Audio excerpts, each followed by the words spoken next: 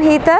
I'm from India, and I'm the founder and director of the Climate Foundation, which focuses on climate education in India. We have an intersectional approach where we look at climate justice, we look at biodiversity as well as social issues when it comes to climate change. I also co-founded the Youth Negotiators Academy. This focuses on training young people at the international level within the UN multilateral process. So our first program is the Climate Youth Negotiator program, where for COP27 we're working with 27 different countries. We have 60 trained young people, 55 who are here at COP27 and are negotiating on behalf of their countries through the program.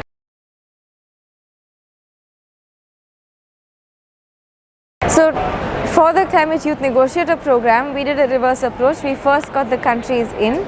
So we've worked with countries, we have invite letters and MOUs that we've signed with countries, where the countries have agreed to have young people on their national delegation, and then we've gone ahead and began the training program where the youth have then been trained for the UN process, specifically at this point for COP27.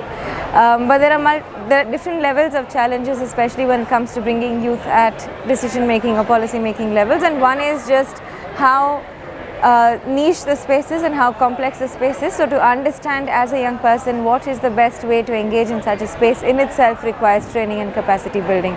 So right from simplifying the process to going forward to really connecting them with the decision makers, making that bridge, helping them also connect with other young people from the community so that it's a unified voice and not just the voice of a few young people is what needs to be looked at as well.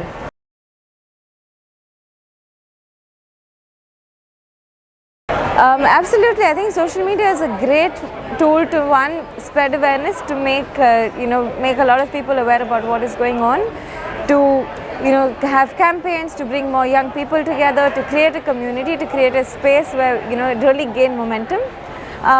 It can also sometimes help, social media can help when it comes to sort of pushing decision makers, but at the end of the day this needs to come through a collaborative approach where you sit down, have conversations, work together with the decision makers and the young people together. So no matter whether it is in international spaces like this or if it is back at home at smaller decision making levels right at the local level.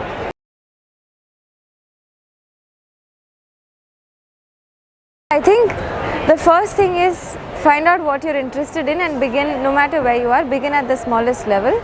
So right from whether it is, if you're keen in education, maybe try and learn a little bit yourself, try and speak to other young people, speak to friends, colleagues, even family for that matter. Or if you're more interested, for example, on the waste or water conservation or whatever that might be.